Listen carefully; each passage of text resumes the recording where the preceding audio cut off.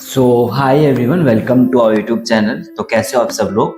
तो आज हम डिस्कस करने वाले हैं पीएचडी एडमिशंस फेज़ 2 का। जो कुछ स्टूडेंट्स के डाउट थे कि एलिजिबिलिटी क्राइटेरिया क्या रहेंगे और कितने परसेंट मार्क्स होने चाहिए अगर आप लोग अब जैसे कि आप लोग अगर आपकी डिग्री कंप्लीट हुई नहीं है अभी, तो आप लोग एलिजिबल हो या नहीं हो। और उसके साथ में कुछ एडिशनल जो इम्पोर्टेंट पॉइंट्स हैं वो हम कवर करेंगे, जो 2025 से लेके 2026 फेज सेकंड का जो एडमिशन क्राइटेरिया से रिलेटेड आप लोगों के लिए इम्पोर्टेंट रहेगा, जो आपको हेल्पफुल रहेगा जब आप पीएचडी एडमिशन के लिए इनरोल करोगे। एंड हमारी तरफ से जो इन्फॉर्मेशन कवर की जाएगी वो फुल्ली कवर करी जाएगी, मतलब कि इन्फॉर्मेशन कोई भी स्किप ना रहे। इम्पोर्टेंट इन्फॉर्मेशन जितनी भी है वो पूरी कवर करेंगे। तो चलो हम स्टार्ट करते हैं। जिन स्टूडेंट्स ने हमारे चैनल को सब्सक्राइब नहीं किया है, definitely subscribe to our YouTube channel and share with your friends. चलो हम स्टार्ट करते हैं। तो आप लोगों के ये जो पीएचडी एडमिशंस है, पीएचडी प्रोग्राम, ये है 2025 टू 26 दिल्ली यूनिवर्सिटी जो एडमिशंस लेती है उसका 2 फेज होते हैं, फेज 1 फेज 2। तो अभी फेज 2 के जो फॉर्म्स हैं वो ओपन हो चुके हैं। मैंने एक वीडियो पहले से क्रिएट कर चुका हूँ जो डेट्स वगैरह के बारे में डिस्कस किया था, डेट्स वगैरह, फॉर्म्स वगैरह, कब तक आप एलिजिबल, कब आप अप्लाई कर सकते हो, तो वो हमने डिस्कस कर लिया था। उसकी मैं एक डिस्क्रिप्शन के वीडियो का लिंक डाल दूंगा, आप लोग वो देख लेना, वो भी काफ़ी इंपॉर्टेंट है डेट से रिलेटेड। तो आज हम डिस्कस करेंगे एलिजिबिलिटी क्राइटेरिया, एडमिशन क्या प्रोसेस रहेगा। तो आज हम पीएचडी प्रोग्राम 2025 से 26 ये रहेंगे। फिर इसके साथ में मैं एक एडमिशन की वेबसाइट दूंगा, वहाँ से आप लोग एडमिशन के लिए अप्लाई कर सकते हो। जो स्टूडेंट्स न्यू है आप लोगों को इनरोल करना पड़ेगा और मतलब रजिस्ट्रेशन करना पड़ेगा, डिटेल्स वगैरह फिल करके। और जो स्टूडेंट्स ऑलरेडी पासवर्ड और आईडी, ईमेल आईडी क्रिएट कर चुके हैं तो वो लॉगिन करके अप्लाई कर सकते हो। तो जिसकी वेबसाइट है www.admission.uod.ac.in। तो ये वेबसाइट रहेगी, मैं आप लोगों को देखने को मिल जाएगी। फिर आता है for notifications and updates regarding PhD admission 2025 phase second, आप लोग काइंडली विजिट www.admission.uod.ac.in। तो जो भी नोटिफिकेशंस अपडेट मिलेगी आपको वेबसाइट में मिल जाएंगी। फिर आता है इसके जो important points, eligibility criteria, help desk. तो इंपॉर्टेंट पॉइंट्स के अंदर जो students for the academic session 2025 to 26 the PhD registration portal में be open more than one time in academic year.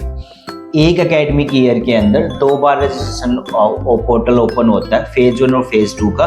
तो अभी फेज 2 के फॉर्म्स ओपन है तो you can apply.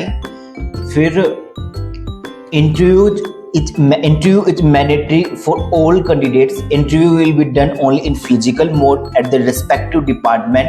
The candidate is advised to make necessary arrangement for travel well in advance. तो interview जो होंगे जो आपके ऑफलाइन होंगे एंड आप लोगों को कोई भी ट्रैवल अलाउंस वगैरह कुछ नहीं दिया जाएगा, तो आप लोग अपनी पहले से अरेंजमेंट कर लेना। Admission to the all the PhD program is done online through university portal. जो भी एडमिशंस के बारे में इंफॉर्मेशन चाहिए आपको, तो वो आप लोग यूनिवर्सिटी का जो पोर्टल वहां से एक्सेस कर सकते हो। फिर आता है फीस के बारे में। रजिस्ट्रेशन फीस जो रहेगी SC ST PWD की जो फीस रहेगी 300। अगर आप लोग general EWS OBC non creamy layer से हो तो आप लोगों को फीस रहेगी 750 रुपीज। तो admissions of the candidates for the PhD program is based on the suitability to the specific specialization। तो जिस फील्ड के अंदर आपको मतलब इंटरेस्ट है, जिसके अंदर आपको स्पेशलाइजेशन चाहिए, तो वहाँ पे आप लोग उस बेस के ऊपर आप लोगों के एडमिशंस होंगे जो आपने सब्जेक्ट फील किए हैं। At the time of admission, the candidate will be required to appear in the person in respective department for verification of original documents the department centers will be verify the certificates documents submitted by the candidate before granting the admissions. तो आप लोगों के admissions होने से पहले documents वगैरह verify होंगे। तो ये था। फिर बाद में आता है candidates are advise to check admission website of the university and the website of the respective department for the communication updates related to admissions।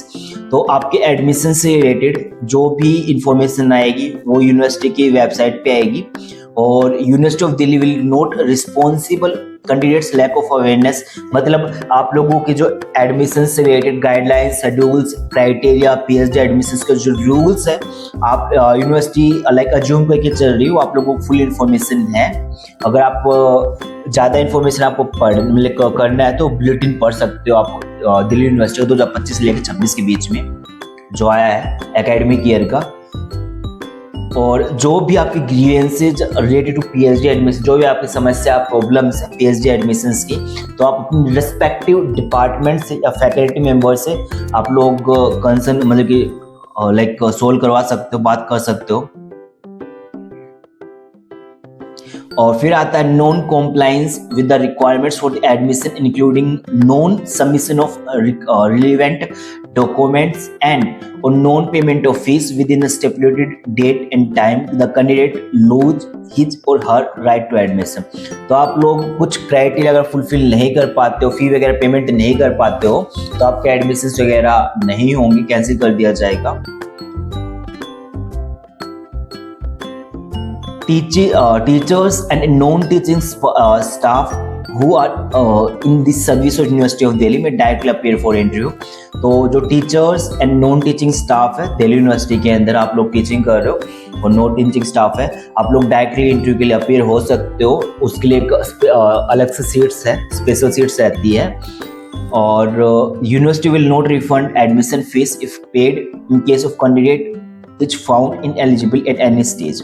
तो जो कैंडिडेट अगर मान के चलो आपने फीस पे कर दी है और आपको बाद में पता यूनिवर्सिटी को पता चलता है कि आप इनएलिजिबल हो, तो आपको फीस वगैरह रिफंड नहीं करेगा। फिर आता है no candidate shall be eligible to register for PhD program if he और she is already registered for any full-time program of study in any university institution and shall not be permitted to undertake any full-time course during the pendency of the program। तो ये सबसे important point है कि अगर आपने दूसरे institution, दूसरी university के अंदर अप्लाई कर रखा है एडमिशंस के लिए, अप्लाई नहीं, आपने एडमिशन ले रखा है पीएचडी के अंदर, और अगर आप यहाँ दिल्ली यूनिवर्सिटी के अंदर अप्लाई करते हो, आपका एडमिशन हो जाता है, तो आपको वैलिड नहीं माना जाएगा क्योंकि आपका ऑलरेडी वहाँ से इनरोल हो रखे हो, तो आप दूसरी यूनिवर्सिटी दिल्ली यूनिवर्सिटी में इनरोल नहीं हो सकते। तो ये सबसे इम्पोर्टेंट इन्फॉर्मेशन है। और जो भी स्टूडेंट्स हैं पहले पीएचडी के अंदर दूसरे इंस्टीट्यूशन से एडमिशन ले रखे तो आप एलिजिबल नहीं रहोगे। फिर आता है ओबीसी नॉन क्रीमी लेयर जो सर्टिफिकेट्स है वो at the name of in the name of the candidate issued by the competent authority wherein the caste is in the OBC central list issued by STTP। मैं आप लोगों को site बता दूंगा।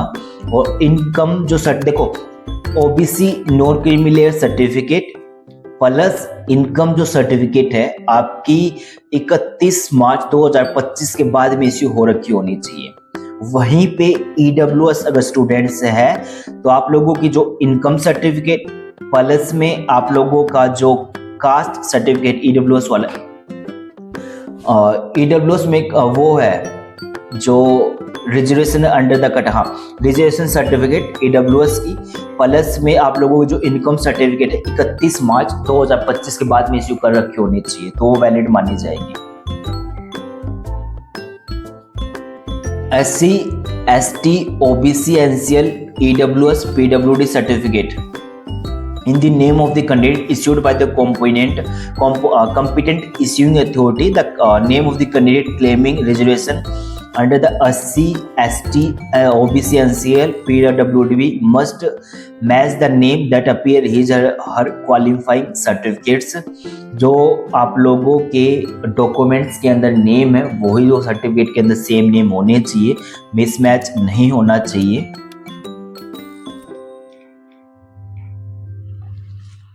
Seat matrix की हम वीडियो में discuss करेंगे नेक्स्ट वीडियो के अंदर, कैसे कैसे अलग अलग डिपार्टमेंट्स की सीट डिस्ट्रीब्यूट होती है, तो वो हम डिस्कस करेंगे नेक्स्ट वीडियो के अंदर।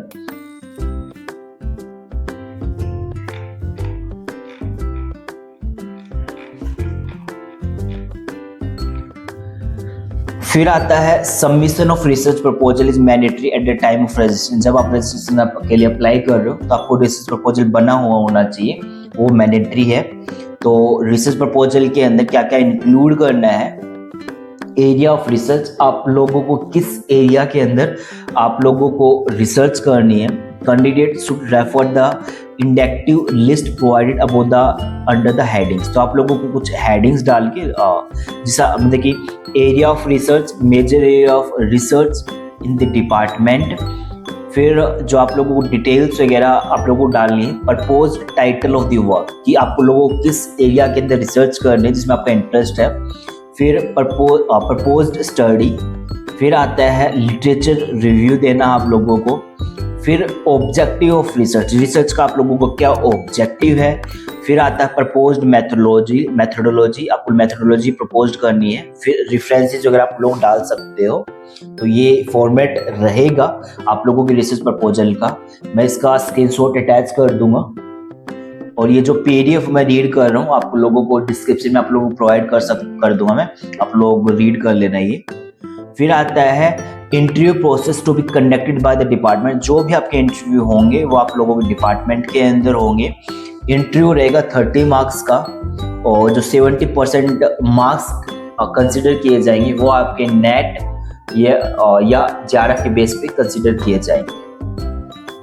The interview will be informed by the propose, देखो while awarding marks the interview board will focus on the among other things the understanding and reflections of the candidates on the theoretical development in the proposed area of study, the awareness and appreciation of the methodology, possibilities and alternatives, relevant field and policies related developments, as well as overall quality of research proposal as submitted। तो ये कहना चाह रहा है कि जब आपका interview होगा 30 मार्क्स का, तो रिसर्च प्रपोजल का आप जो तैयार करते हो तो एक प्लेगरिज्म कॉपी भी लेके जानी है आपकी, मतलब उसके अंदर आप लोगों की AI वगैरह कंटेंट कितना है, प्लेगरिज्म कितना है, तो आप लोगों को उसकी कॉपी सबमिट करनी पड़ेगी, तो वो लेके जानी है। तो आप लोगों को क्वेश्चंस किस टाइप के पूछे जाएंगे इंटरव्यू के अंदर, तो बेसिकली आप जिस एरिया के अंदर रिसर्च करने में इंटरेस्टेड हो तो उस एरिया से रिलेटेड आप लोगों ने जो मास्टर डिग्री के अंदर जो पढ़ा था उससे रिलेटेड क्वेश्चंस पूछे जाएंगे, जनरल क्वेश्चंस। फिर साथ में आपका जो रिसर्च प्रपोजल जो आपने बनाया है, जिस सब्जेक्ट के अंदर आपको रिसर्च करनी है, तो उस सब्जेक्ट उस टॉपिक से रिलेटेड क्वेश्चंस आप लोगों से पूछे जाएंगे। तो इस टाइप से आप लोगों का इंटरव्यू कंडक्ट होगा।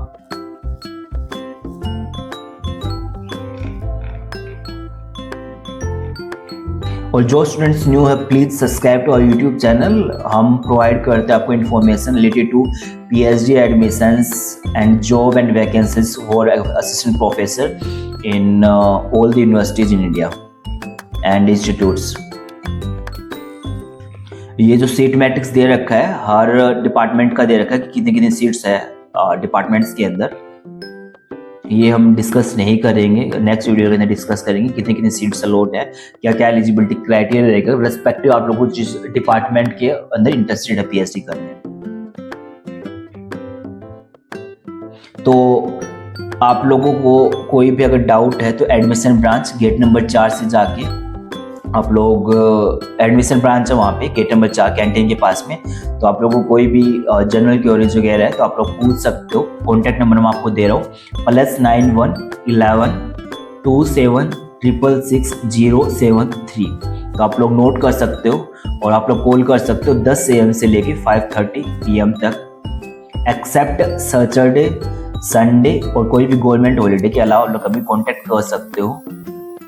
और मैं आप लोगों को एड्रेस स्क्रीनशॉट अटैच कर दूंगा इसका।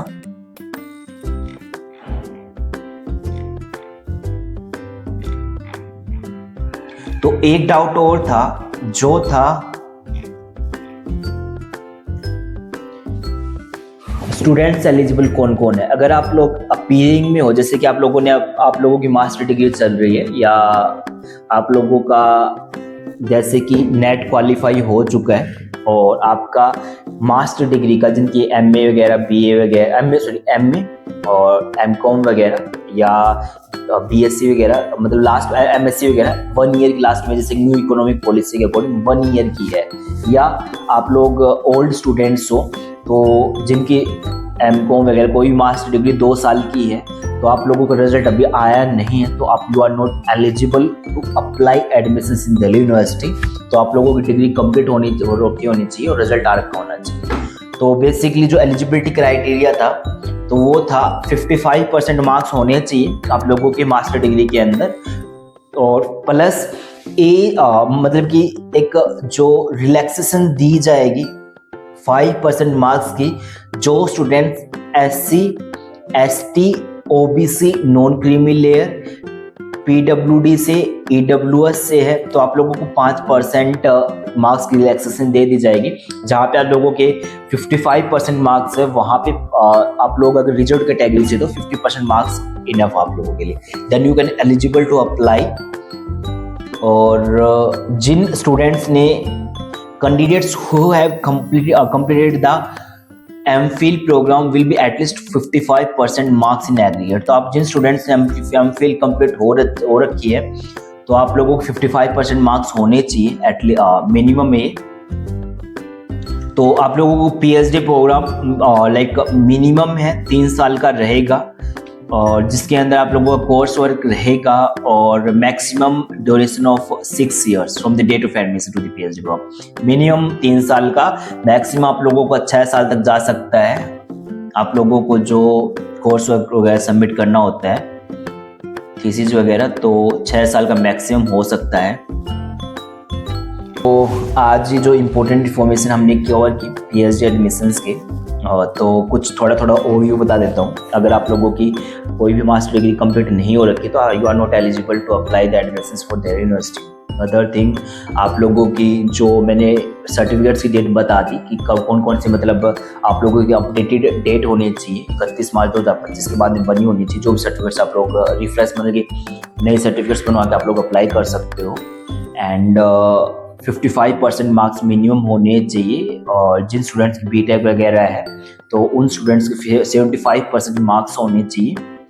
तो और ये एलिजिबिलिटी क्राइटेरिया था। डेट्स वगैरह मैंने बता दी। ये फेज सेकंड के हैं, तो 60% सीट फेज 1 के अंदर फिल हो चुकी है, 40% बची है, अभी 40% सीट्स फिल की जा रही है फेज सेकंड के अंदर।